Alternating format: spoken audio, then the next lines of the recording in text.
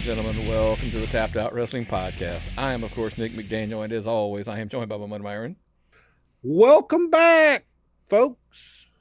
Wrestling in the Quarantine Era, Part 47. I hope everyone's doing well, washing your hands, and let's get sterilized for another episode of the Tapped Out Wrestling Podcast. Yeah, man. Well, welcome back, man. It's once a week we get together and we do this show. We hadn't even been hanging out lately because there ain't been no damn place to go and been on quarantine. I've even got that cool Funko Pop to give you that I haven't seen Nick McDaniel in person in almost 2 months now. And that's been the longest time I've gone in years. Probably in 8 years. Easily. So, folks, it affects all of us. That's all I've got to say about it. It affects all. Yeah, man. It's affected the world in general. Wrestling on we always like to say is a small part of that. Lots of cool stuff though. But man, while you're locked in, we're telling people subscribe and listen to some podcasts, man. Ours included, of course. Check out our friends of the show, man. We got a few that are out there. Obviously anything Georgia Wrestling History's putting out. Friend of the show, Stephen Platinum. Check him out on YouTube. Yeah. Give a subscribe over there. Check him out as well. But this week's sponsor, we definitely want you to check out for a couple of reasons. One, it's a cool topic. Right now, they're covering a lot of the dark side of the ring topics, and right now that's huge. Right now, it's the best wrestling we got coming. Yeah, very much. Yeah, lots of cool stuff going on, and our buddy James Caleb Kitchens and Caleb Stovall have been knocking out these. It's an Evolved review. You can check them out over at Entertainment Evolved on Facebook, or of course Evolved Review. YouTube, it's under Entertainment Evolved as well. The show's pretty cool, man. They've been talking about breaking down each one of the dark sides of the ring episodes. It's Sundays, 8 p.m. You don't want to miss this week because yours truly sat in and recorded last week and last of the Von Erichs episode. I think it was just because I was the old guy that was actually one of the few people still around from those days. That's why I got picked. But hey, so check it out. This Sunday, 8 o'clock, May 24th. I'll join Caleb and James, and we're going to go cover, like I said, the last of the Von Erichs on Evolved Review. And then a special treat on the 31st, Stephen Platinum's going to be joining the show, and they're going to discuss Herb Abrams and the UWF era. And so that's definitely I want to hear your bit, but that one there sounds entertaining because I can guarantee he knows something about the whole UWF that we don't. So, and I love that one. That Herb Abrams UWF thing. The Von Erichs, Nick, was dark as hell. I can't lie. But the Herb Abrams was almost amusing at times. Yeah, I mean, like I said, so definitely check it out, man. An Evolved Review, Sundays, 8 p.m. on YouTube. You can look them up under Entertainment Evolved, and of course Facebook, Entertainment Evolved, or an Evolved Review. And check out James Caleb Kitchens, Caleb Stovall, joined by a different panel covering all of those. Because right now, the dark side of the ring stuff is super topical. They're in their season, and this one, obviously by this point, if you're watching this, you more than likely have already seen the Owen Hart episode, and there's just lots of stuff came out this week. God, man. I was looking forward to this episode. Really looking forward to this episode. I love these stories on that show that hit at a part of wrestling I don't know about. And the whole Owen Hart thing was right when I was getting out of school and right when I was, really busy starting my career, and I missed the whole thing. And I want to hear about it. I've heard the Bruce Pritchard show do it. I've heard other people talk about it. So I get a few things. But right on the day the show releases, we got a bunch more releases too. Well, because I think deep down, the dark side of the, WWE has done, they've wanted no part of these episodes for obvious reasons, right? Yeah. Oh, yeah. So I think knowing that basically Dark Side of the Ring was going to be Martha's, story time. Well, she was the one that would come to the table. And so I think ultimately that's kind of why we got what we got today. This being Tuesday, where we came across these things that were put out there. how can we say this? So for the years, the WWE has been completely, essentially silent on this topic. In any legal situation, that's always the smart thing to do. Correct. But you know, and here's the thing, right? This is a very touchy subject, and we went back and forth about how even we were going to discuss this. Yeah, because it's very touchy, and how you walk on it. Because to me, there's a couple struggles. One, there's moral versus legal. yes, and that's a huge struggle, and we're going to discuss that in our separate topic. And also, we haven't, much like our next topic, we haven't corroborated any of this stuff 100%. It's a he said, she said type thing. I don't have the evidence.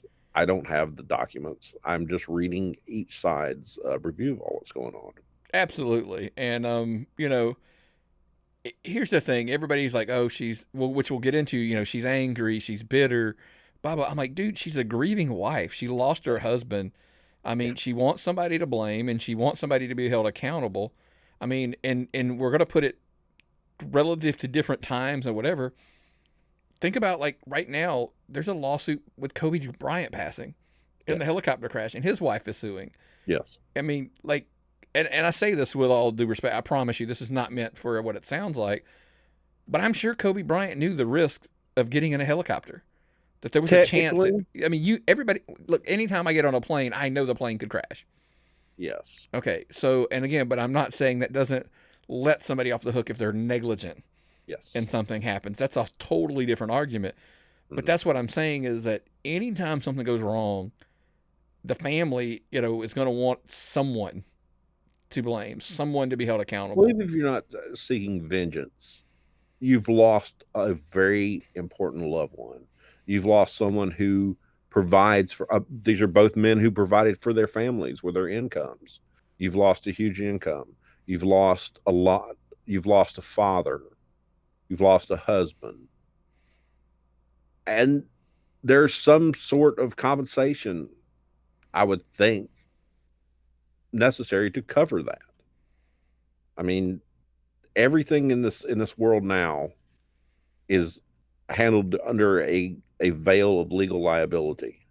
From going to a baseball game where you can't even go to the baseball game without a warning on the back of your ticket, to all the forms you have to fill out if you ever do anything.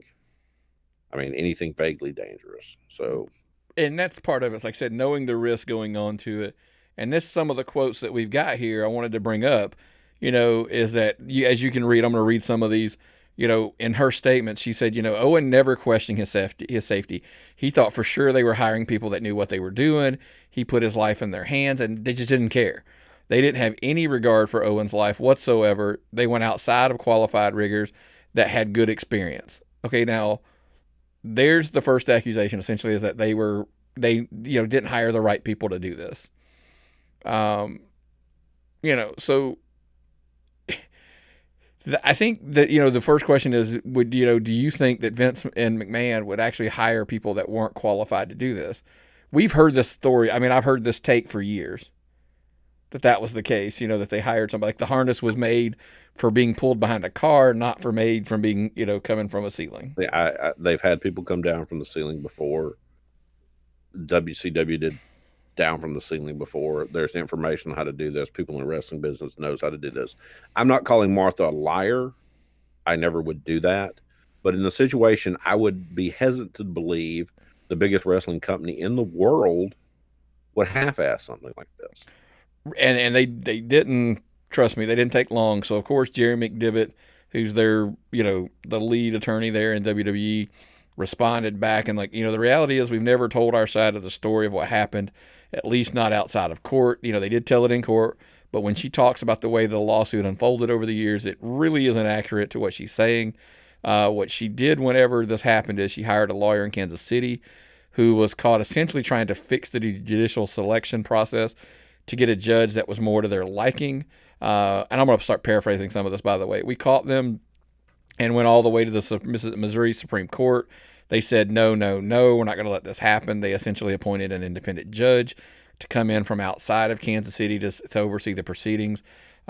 We were basically trying to find out what happened. her argument, their take is Martha was not even remotely interested in finding out what happened that night. She just wanted to use it as a vehicle to beat up the business that she didn't like, that her husband was in, and that is, of course, the wrestling business. Um, you Whew. know, and it gets a little more personal than this, and we're going to get into some of this and some of these details later. That she wasn't a fan of wrestling. I mean, No, and I've heard that. I've heard that. Owen, of course, loved wrestling. And let's take that whole part out of that statement and let's look at that statement objectively. Prior to getting to that part about her wanting to hurt the wrestling business, the state of Mississippi, sorry, the Missouri. state of Missouri Supreme Court ruled in on this, what her lawyers were doing, and they decided it couldn't happen. Now, Vince is powerful, but he's not state Supreme Court powerful, at least not then at the time. Right. Legal experts looked at this and said her lawyer was doing something wrong and changed it to prevent that from happening. Not a good sign. And then, she would go on to say that when he died, Owen, they scooped him out like a piece of garbage, paraded wrestlers out to wrestle in the ring that had Owen's blood, where the boards were broken from Owen's fall and where the guys could feel the dip in the ring from where he fell. That disrespect and lack of respect for human life that had just been lost. Now, that all being said, we've discussed this, by the way, between, should the show have been stopped? Yeah. But we're hindsight 2020, right? We're hindsight 2020, and also this was a pay-per-view, and people paid for it. If it was a Monday Night Raw, I can see stopping it. But people would have raised hell, and they could have had to refund all that money. I don't justify it that way. I think, Myron, that ultimately, we all knew it probably should have been stopped, but I think spur of the moment. Very much so. How many wrestling shows have we had? WWE had where a wrestler died. In the middle of something, and they haven't. This is not a subject they were experienced in handling. I'm pretty much they can handle ring rope breaks. I'm pretty much sure they're able to handle when the boards bow. But somebody dying is really not on your protocol list. I assume it is now, but at the time it wasn't. They do what they did. Yeah, and it stems even further than that. That the rift there. So she was going through this lawsuit. She would even go on to say that Vince McMahon manipulated Owen's family members to work against her. She added, not only did the family not support the lawsuit, and some worked against her, and legal documents that she sent were stolen and sent to the defense. Martha also said that Vince and the WWE were muddying the waters by doing this. And I want to read this next quote, and then we'll kind of discuss what it was all about. Jerry McDevitt responded that her and her lawyer in reality had tried to get the members of the Hart family, Owen's brothers and sisters, to sign a document in which they would agree to support her and her case, and that they would not talk to WWE. In exchange for that, she promised them a share of the verdict or settlement, which is highly illegal, completely improper, and you can get in big trouble for that. What happened was some of the family members were offended by this. They realized it was wrong. They knew it was wrong, and they faxed those documents. He goes, which I fell out of the chair when I read them and was like, you got to be kidding. This is completely illegal. You can't do this stuff. And all of that was then brought to the attention of the judge in Kansas City. So essentially, all that being said, she, essentially was breaking the law. If she did this as a legal document, when she says they stole her legal documents, if her lawyer prepared documents that were in flagrant violation of the law and sent it to people, he should be arrested. This is not a good situation. Does not look good in a court case. And this, I can't keep taking the WWE side for everything, but folks, shit, put your stuff together. This created such a problem from my understanding. Now, again, there's probably going to be a lot of stuff. You got to remember, bear in mind, we recorded this prior to Dark Side of the Ring, so maybe some more details will come out. But based on everything we have right now, there's comments Jerry McDevitt made that they did. First of all, they never went to trial; it went to mediation. Yes, and the big part about the mediation is Vince showed up in Kansas City and Vince admitted fault and took full responsibility for that. Okay? The head of a multi-million-dollar corporation did that. Yeah, he said. I mean, he felt responsibility. It was on his watch, and apparently he offered her $17 million for her losses. And I get it. Look, you can't. I of all people have said you can't put a price on somebody's life, especially a loved one, whether it be a parent or a child or Mm-hmm. spouse. Totally understand that. Um, and then when of course they went back and forth, and she had asked supposedly it wasn't about money, that it was only about accountability. Well, I'm like, okay, well, he's saying he felt Yeah. responsible. He offered some money, but then you wanted 35 million. So of course, once that didn't work, the next step, McDivitt basically let her attorney be aware that these documents existed from the brothers and the sisters, and a deal was basically cut. Like, hey, can we get a little more money out of this? Okay, we'll go from 17 to 18 million, and 18 million, the deal's cut. So, Sounds to me like she was lucky to get that and not um, have the whole thing thrown out of court. does she deserve more? Sure, because I don't know. Because I don't know what you know what I mean. I don't know what that's worth. That's Hmm. what I try to tell people. Like, sure. It's when people say like this person deserves more, I'm like, I can't think of anything worth more than that. Than Than you human really, life, yeah. yeah. So did she deserve more? Sure. I don't know what that number is, and I'm not gonna be dumb enough to sit here and put a number on it because I don't know what that is. But she totally botched the handling of this Or situation. her attorney did. That's the other. I'd Yeah. love to see this in this episode, Yes. to find out did she buy or did the attorney. My thing is I always put it at the feet of the attorney because you should be handling this type of stuff and not let this kind of stuff happen. Well, Um, I've been through a divorce. I know you have too.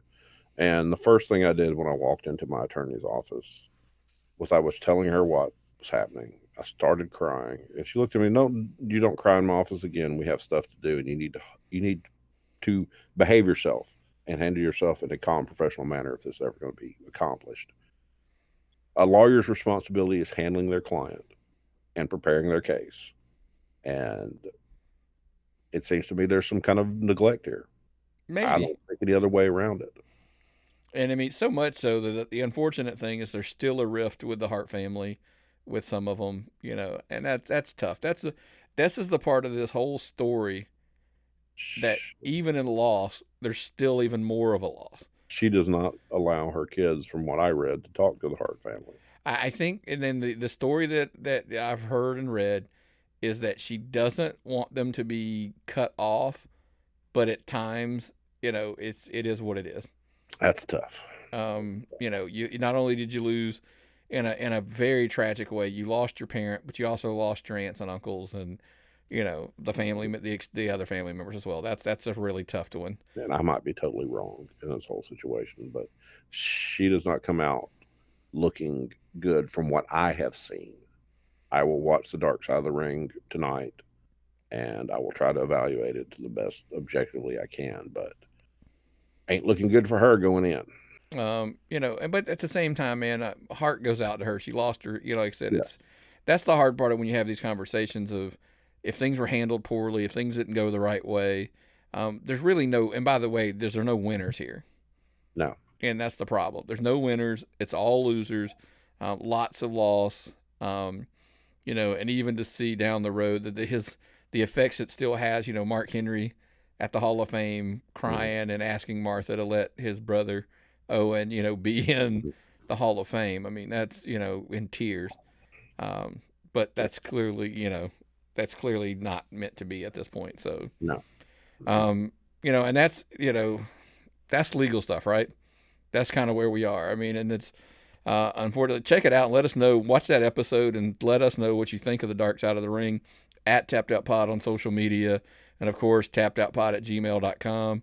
And by the way, at this point, like I said, if you're watching us in the live feed on Thursday on Facebook, Thursday nights at 6:30, you've probably seen the episode by now. Comment right in the comments below. I hope they change my mind. Oh, absolutely agree with They're you. phenomenal. They are phenomenal television producers and able to invoke great, like emotional feelings from their shows. I hope they're able to change my mind, and I hope I don't come out of this thinking Martha Hart. the way I do now. Oh yeah. Some other things have happened in the last couple of weeks when it comes to the legal system, or if you want to call it that. And my opinions has kind of bounced back and forth. I felt like I played This is a tennis. hard one. The situation with and by the way, for the record, disclaimer here, we're going to still call the revival for just to differentiate here to keep our brains from exploding. It's hard to keep this all straightened out. And anytime we refer to the Revolt, we are talking about Caleb Conley and Zane Riley. So that makes it kind of easy for us to differentiate as we talk. Zane Riley's a very nice person. I have met him multiple times. Yeah, I have no qualms with any of the parties involved. That's not the issue. Yeah. And this is what it's going to boil down to in the long run, is I don't think there's any. It goes back to this moral legal question, I think, more than anything, when we're discussing this topic as well. We got a lot of good positive feedback from our talking about the trademark and how the Revolt, but now I'm not saying things were handled wrong. Same exact scenario where things could have been handled a little bit better. On both sides. Yeah, the Conley and Riley have an attorney, Andrew Gerber, who his suggestion, or I guess his solution to the problem, was to send a 10-page cease and desist letter to the Revival. And a silly question that I had is, you took the time to type up 10 pages, or somebody did. Yeah. And you sent that letter to their attorney, Michael Dawkins. Yeah. Why? I honestly can't think why a simple phone call was not made. Well, we get the whole, we talked to him, or we reached out to him as wrestling buddies. And I understand that holds a lot of credibility in wrestling circles. And I understand that there's a brotherhood that is held by all men who have stepped inside the squared circle. But we're in a legal situation where finances is concerned, and I don't understand why they just didn't go to the lawyer first. And then I don't understand why the lawyer didn't talk to the other lawyer first, because that's what they do. You pay them to talk for you. I don't know. Yeah, I mean, it's, look, a deal could have easily been made on this. This does not have to be as complicated as I think it is becoming. Because like you said, they say they all knew each other in some form or fashion. Dawkins claims they were acquaintances. They act like they know them, whatever. But why not make a phone call and say, hey, look, we get it. We've been the Revolt for 5 years. They're bigger. They're more, they're bigger stars than us, whatever you want to say. But can't we work something out? Whatever that may be. Because my simple solution was, okay, like you said, the Revolt claim they never talked to them, but yet the Revival claim that they not only did they offer to help pay for some trademark fees, they were willing to work some indie shows with them, kind of maybe do a story out of this. My story would have been, what, to come back to that argument? This is negotiation. Okay, I hate to say this, clearly the Revival are heading to AEW at this point. Have to be. Since they're using their lawyer. Yeah, I'm not saying Dawkins is the AEW, but he does a lot of work for the AEW. It's going to be a horrible fit, in my opinion. Just an absolutely horrible fit. Hey, that's a different topic for another day, right? Whether they fit there. But are they called? Were they planning on calling themselves the Revolt, or it was fuck the Revival, then it was fear the Revolt?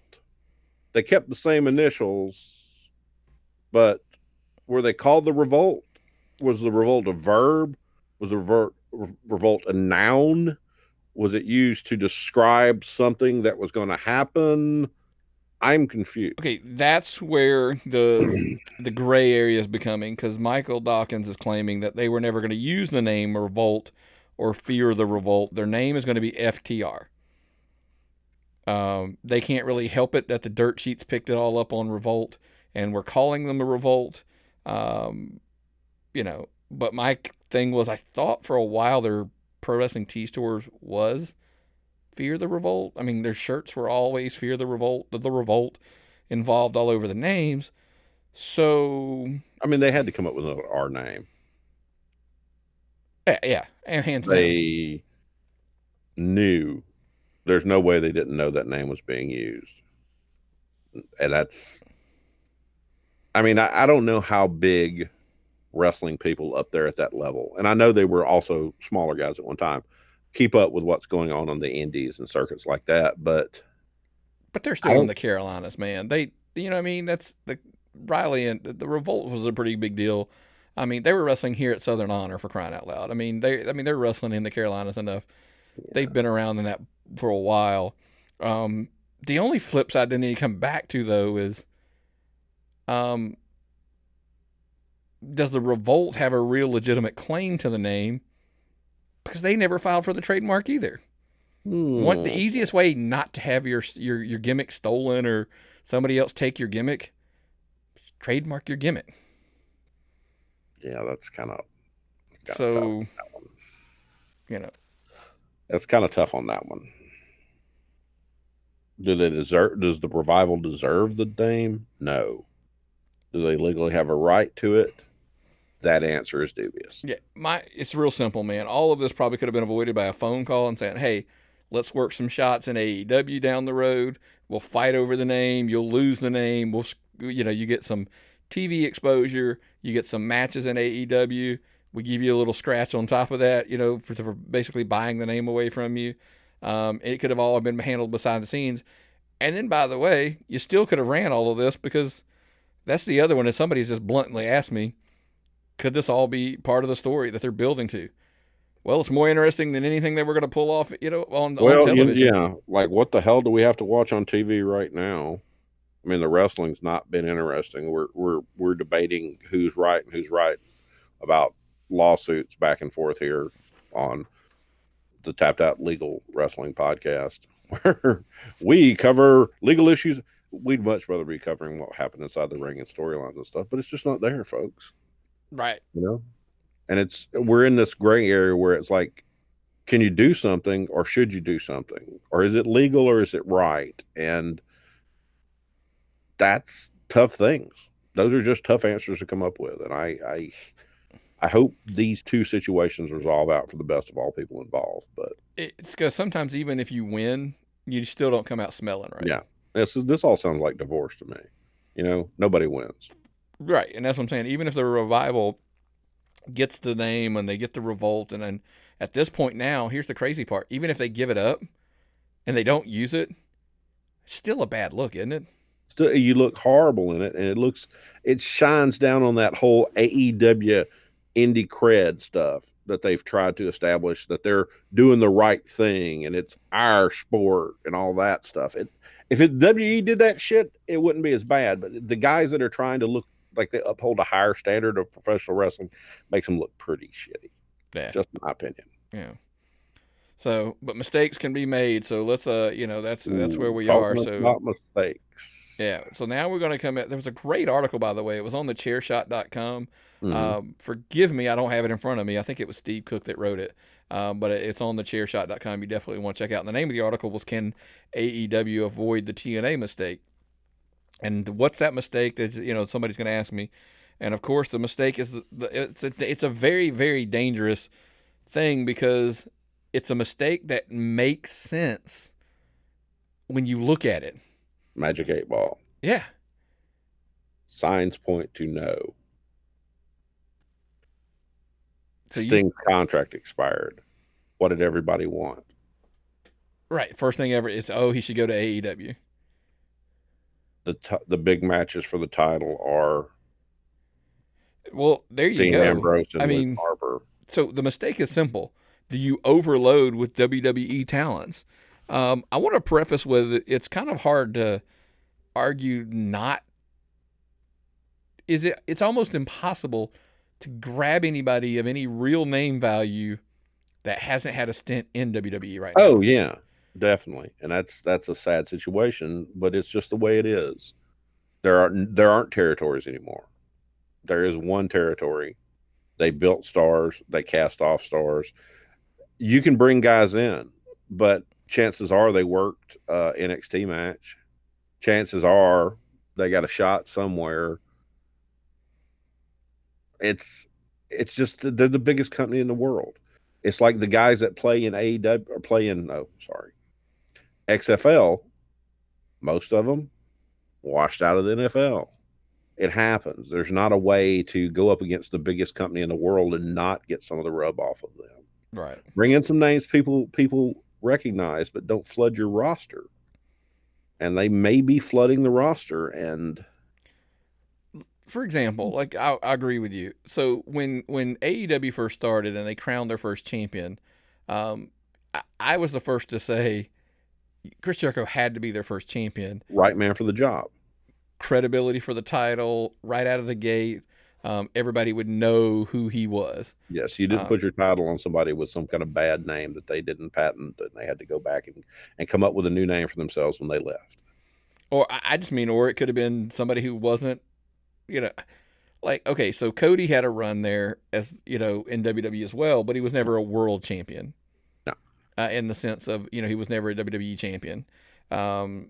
Kenny Omega, you could have put the strap on him, and anybody outside of your internet wrestling fan wasn't going to know who he was, which we'll discuss more about him later. Folks, y'all got to realize there's a bubble. It's inside the bubble, outside the bubble. What do you say about the bubble, Nick? Yeah, the people inside the bubble think it's bigger than it is. People outside of the bubble think it's smaller than it is. And unfortunately, that's why they put the belt on Jericho. Correct. And you've got top guys there in AEW right now. When you start thinking of the list, Jericho, Moxley, Brody Lee, Matt Hardy, and then of course, obviously the Elite, Cody, the Bucks and stuff. And I beg to differ. They're not as big as some of the names I gave you. People like to say they are, but they aren't. And when, like I said, when Jericho won the title, he defended it against Darby Allin, Cody, of course, Scorpio Sky, giving Darby Allin and Scorpio Sky, two guys that you're trying to build in AEW opportunities. But of course, Cody was legitimate. It was well worth the story built to that. Yes. But then you went on to Moxley, and since then, Moxley's defended against Jake Hager, Jack Swagger, and then of course now is defending it against Brody Lee, who's Luke Harper, who's the laugh guy. It very similar was the take of every time somebody left WWE when TNA was in a run, post NWA, their NWA run, you had Shamrock becoming champion, and he had been there. Rob Van Dam, Jeff Hardy. It was like constantly they were to cast out from WWE, or they left. I'm not saying cast out, but left. Then immediately they were shot into the title picture. Is Tony Khan the new Dixie Carter? Not Dixie Carter. Yeah. What's Dixie's last? Is Dixie Carter? Mm-hmm. Why am I thinking? God, the girlfriend's been watching so much Designing Women, it's brainwashed me. I'm sorry. Is Tony Khan the next Dixie Carter? Let me say that with some authority. I don't think so. There's lots of really good things coming, out of there. I just think, like I said, you walk a fine line when you look at, like, for example, we look at this weekend's Double or Nothing pay-per-view. How weird is it going to be to see an AEW pay-per-view in an empty building? I mean, it's one thing to like, hey, it was $9.99 on the network, but to ask me to pay $50, for an empty arena pay-per-view, that's going to be struggle. I'm not doing good with empty arena wrestling, folks. I'm sorry. When the arena is a small, like Landmark is a smaller arena where you can pull it off better, but the bigger the arena gets, in my opinion, the harder it gets to make it interesting. Yeah. The emptiness. So the point that we're heading down that road was, like I said, at Double or Nothing, Cody versus Lance Archer for the TNT Championship, essentially their television title. Moxley's wrestling Brody Lee for the AEW title. The Elite and Matt Hardy are wrestling the Inner Circle. And I hate to be this guy, but I'm that guy right now. Those are the three matches I care about. Well, you always find the three matches on the card. I'm wanting to see the Britt Baker and Chris Statlander match because I think it'll be a decent women's wrestling match. All in all, it's a great card. I think it'll be a pretty decent pay-per-view. I don't know how to buy pay-per-views anymore. I mean, is it available on Fight and all that other stuff, or do I have to call my cable company? All the above. That's the hard part. when I get a WWE pay-per-view, I just turn the network on. It's a tab on my browser. I don't have to go through anything. I don't have to pay for it. It's on the screen. If you do it live, Yeah. it's there. You just hit play and boom, you go. But Yeah. now again, there I think, like I said, heading into our next topic here, there's lots of opportunities, that they face right here that they can do. It's lots of challenges. As we all know, we both are just not big fans of this empty arena thing. I just don't feel like you can get any reaction. And I hate to say this, folks, wrestling is built on emotion and reaction. Yeah. Period. I was trying to explain to somebody the other day with college football and NASCAR. It's like, y'all haven't tried your sports with empty crowds. You haven't had a baseball game with an empty crowd. Just for the record, NASCAR without fans, I actually almost tweeted the other day, NASCAR doesn't need its fans. I watched I don't watch NASCAR. My dad was a huge NASCAR fan, so clearly I'm like, hell, I'm going to try it. And I turned it on to watch and see what happened. Didn't faze me in the least. It didn't look any different because they don't shoot a ton in the crowd. Only those wide shots. Most of the time it's up close. The cars are plenty of noise, so there was no silence. You didn't have to worry about it. It's hard to get a fan reaction with how loud those cars are. So I texted a friend of the show and was like, NASCAR doesn't need its fans. Like they would, they want the money, I'm sure, but they don't need them. They can run these races, and to me, watching it on television, it doesn't miss a beat. I'd love to see the financial model of how many of these promotions, NASCAR, NBA, have to have ticket sales to make a profit. I mean, where is your money coming from? College football needs ticket sales. Pro football does not. That's basically the basic model that you're going to have, because that's just the way the business model works. Now, wrestling, we agree, needs that crowd reaction because it's just hard to make somebody and build somebody with zero crowd. And, hey, for their credit, it's not like these promotions aren't trying, right? Yeah. One of the things we talked about was like, watching Raw, to see Austin Theory on there, Apollo Crews and Asuka, MVP, by the way, building this stable potentially down the road. R-Truth always takes advantage of any time he gets TV. Yep. I think that ultimately is kind of our question is who can capture on this moment. Ooh. And it's just hard with no crowd for anybody to gain momentum. But we saw a trend that I wanted to talk about real quick that I think potentially could be the answer to that. Okay. We see Selena Vega, we see MVP, we see Seth Rollins, all starting to build groups and factions. Of course, over in AEW, the Inner Circle, the Dark Order, the Elite, there's groups as well. Remember back to a time when wrestling was kind of at a low point, and then all of a sudden we started seeing the Nation. We started seeing DX. We started seeing the NWO. So all these little groups were starting to form, and I've heard Eric Bischoff speak of it in the past where the theory was you put these groups together, and Bruce Pritchard spoke about it as well. You hope that in this mix, everybody elevates, but through the momentum of the elevation, at least one guy catches fire and shoots out of the group as a new star. Yeah. And we did get some of that with Triple H, The Rock. I mean, things like that did happen. Of course, the NWO was already big, so it was kind of tough to say, somebody truly benefited out of the NWO. Where would Tully have been without the Horsemen? Tully would have been a good hand. Okay. Arn was great, but would he have got the same amount of attention that he did in the Horsemen? Hell, they put Steve Mongo McMichael in there trying to get the rub. It's all about the rub in wrestling. Mm-hmm. Factions have been a long-term trend, something they've done forever. And when what you're doing ain't working, you go back to what was working and try it. And I think it's worthwhile. Yeah. And I think that'll actually be able to skyrocket out some hopefully potential guys, because like right now, we were discussing it before we came on the air. So some winners that you're getting right now out of this mix. I mean, I'll give you a couple names. Obviously, we've already mentioned MVP, Cruz, Theory, Asuka. But even on our AEW, Shug D has kind of elevated to the part. He wrestled Chris Jericho. And I know everybody's like, oh, he lost. But, dude, he's getting some momentum going. And I might argue, and I get it. Everybody's going to say Homer moment, and I get it. But QT, Marshall, elevating he went from a backstage producer role to gaining, to getting some ring time, to now he's teaming with Dustin. He's in the Nightmare family, and it's growing. It's like, who's going to benefit more of at AEW than possibly him?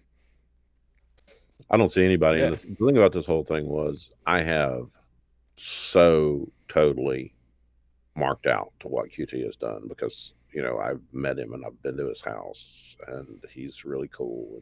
And I've watched him teach and I've shaken his hand on multiple occasions, and then you see him on national TV and it's like, I know that guy. You get that. It's that feeling. And he is capitalized better than anyone else has in this, because not only has he been able to elevate his career and his persona and his brand, he's also been able to elevate his school. Because if you see somebody doing a job, it's one of his guys. It's been a big perk for his students as well. Yeah. Absolutely. I 100% agree with you.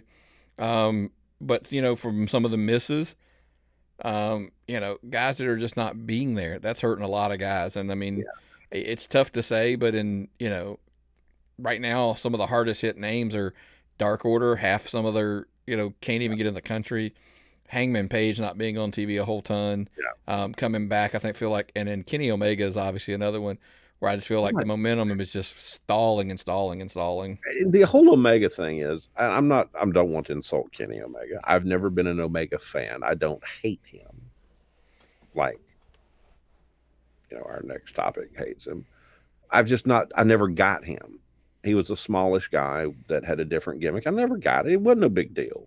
But since he's been with AEW, he has jobbed multiple times. He's not had a title belt. He's not been in the big. He's won half of the tag team champions with Hangman Page. I mean, but my point's not even that. It's even winning and losing. The mystique has rubbed off. Have we seen too much of it? One of the questions that was posed on another podcast asked, is it that everybody works that style there, so he doesn't stand out as much as he did is that the reason? Or is it just, here's the question, is he so unselfish that he's willing to give that it's hurting him long run? I think that's potentially the answer. That's the only thing. If you're an executive vice president and you're not trying to put yourself over at every turn, it makes sense. It's an enviable position. It's an unenviable position because you can't win for losing. If you put people over, we're sitting here telling you you're not getting yourself over enough. But if you book yourself to be strong, I mean, look, let's be blunt. The most selfish guy, and I'm not saying selfish is a bad word here, the most selfish guy who's making sure he's taken care of is an EVP named Cody, and he's doing quite well. Booking himself like his daddy. I mean, but is it because, does he have the perk of being Dusty's son and he knows how to protect himself? Now, even in losses, Cody still looks good. Mm-hmm. So, and he's always right there in the forefront of some, you know, on the importance meter. And I can't say that about all of the EVPs. It's a fine line. Yeah, you're gonna succeed, or the company you're a vice president of. Either way, you win. But do you? Yes. Speaking of, like I said, you know, somebody who's not a fan of Kenny Omega, we wanted to take a little. What's the word I want to use here, Myron? We want to take a little exception to some stuff that was said. This guy, my Cult of Cornette membership. That's my Midnight Express signed photo. That's my burger towel. That's my Jim Cornette autographed picture. I have always been a fan of Jim Cornette. I am kind of mystified right now. It's one thing to talk about somebody's wrestling or somebody's wrestling business, but some of the topics lately have been a little hard. It's been a little hard to stomach. It's personal. I'm not a feminist. Okay. But Becky's choices were Becky's choices. I mean, she was at the top. She was one of the highest paid women they had. Mm-hmm. But she decided to have a baby. So She going to lose her spot? Well, maybe, but then she's going to have a child. I wouldn't take $1 million for my child. Wait, let me rethink that. No, just kidding. But the thing is, it's a very important moment in a person's life that's bigger than the wrestling business.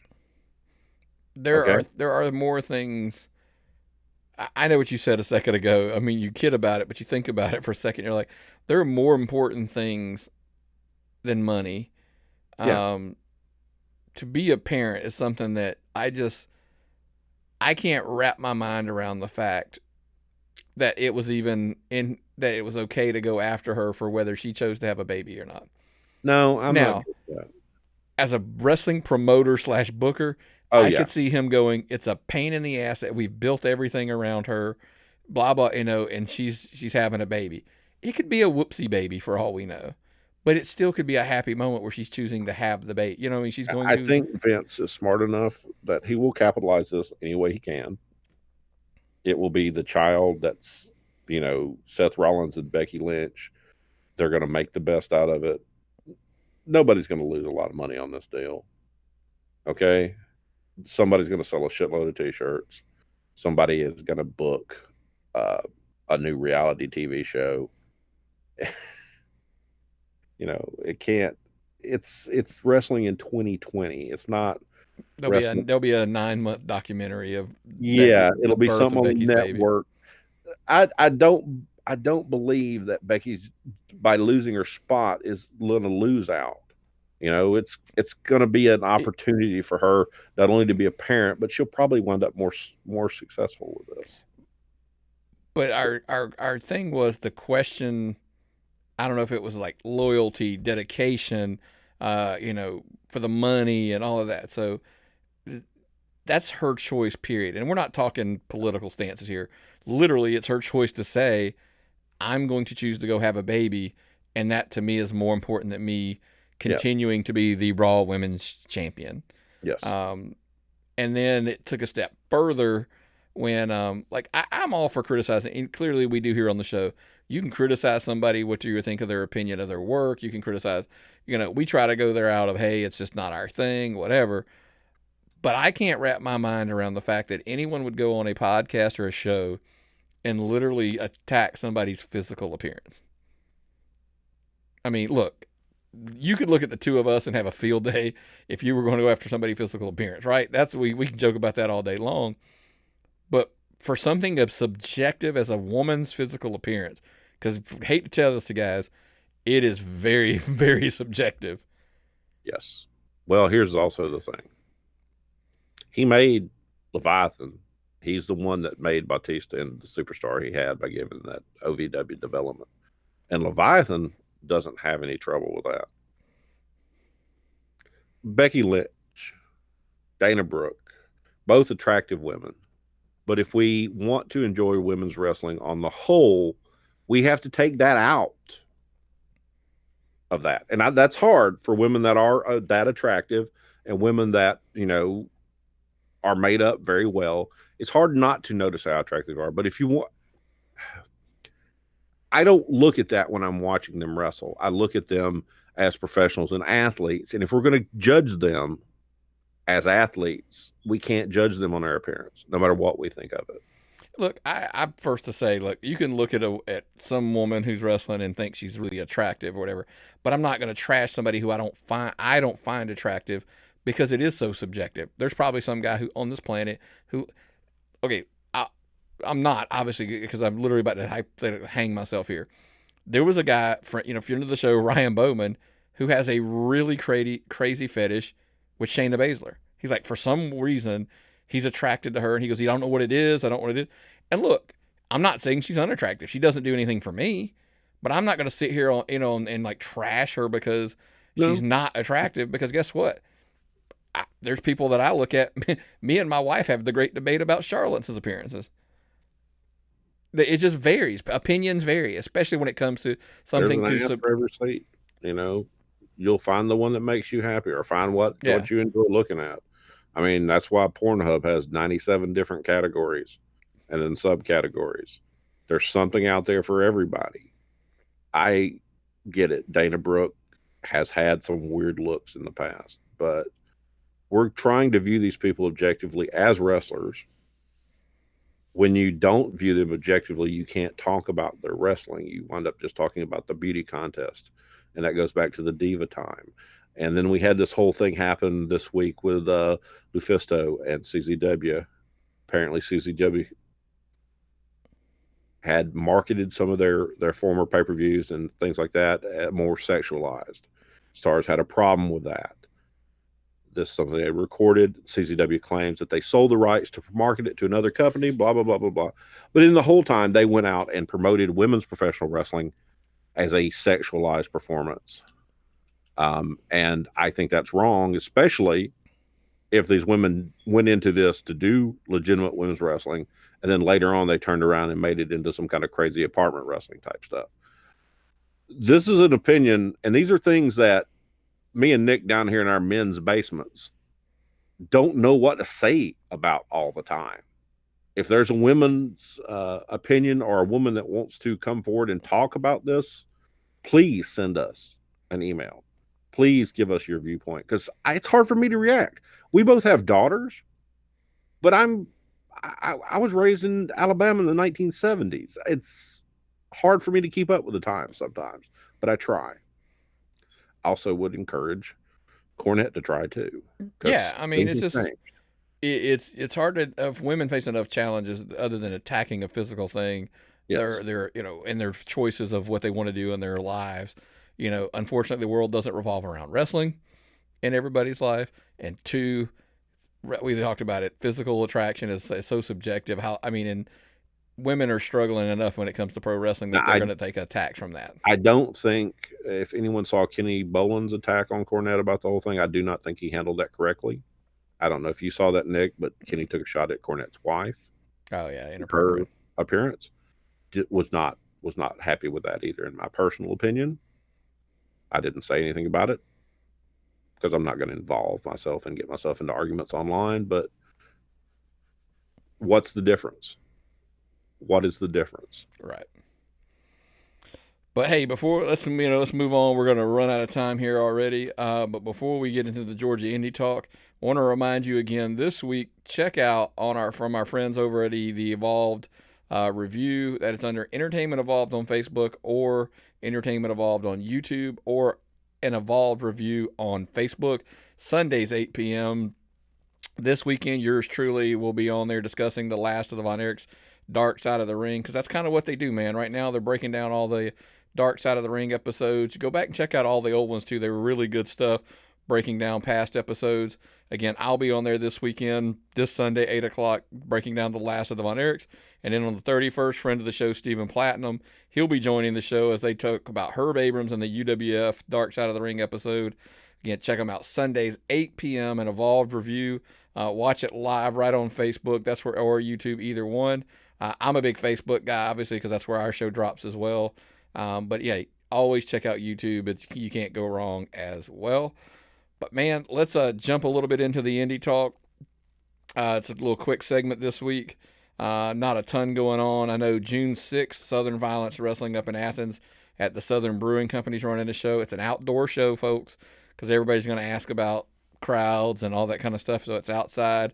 Lots of guidelines and regulations. I'm curious to see who from Georgia Wrestling History makes that trip up there. Larry is supposed to be going. So, Larry Goodman. Larry is supposed to be going. Let me pop the schedule up right here on this computer machine and see if I am going to be at the job or not. Nick, I'm going to be off. Yeah, but that's the $1 million question. That's the $1 million question, though. Is it worth going? I'm tempted to go. Can't say I'm going to go, but I'm tempted. We'll discuss it. We'll talk about it off air, then we'll decide where there's work to make sure. Because apparently, if we ride together, you get to sit together anyway. So. Oh, cool. So, well, I mean, I would hate to go to a wrestling show without being able to sit there and talk shit with you during the whole thing. Absolutely agree. Because listen, no crowd shows. Like I said, we talked about it on the national level. I can't imagine trying it as well. I know friend of the show Gary Lamb has pretty much insinuated. I'll reach out to him and get confirmation. No crowd, no show. And unfortunately in Georgia here, anybody that runs in a public building I mean, we're both under the impression. I know lots of states are trying to open up for pro sports with no fans. I don't think we're probably talking winter, maybe before we get fans back in buildings. So And I'll be honest with you, folks, wrestling is not high on anyone's priority list as far as in the state of Georgia. The athletic commission does not even regulate wrestling the way it does other things. They don't pay as much attention to it. Nobody in the state is going to be down there at the Capitol lobbying. Let them wrestle. That's just the God's truth. Okay. If we were to get together a group of promoters and go down the Capitol and talk, maybe, but people aren't doing that. And we're in a situation where you're right. It's probably going to be wintertime before we're back in a venue seeing wrestling again. Yeah, indoor. I mean, do you think that may potentially down the road we see more outdoor shows then? I think we will start seeing a lot more outdoor shows. I think we'll start seeing people run football fields.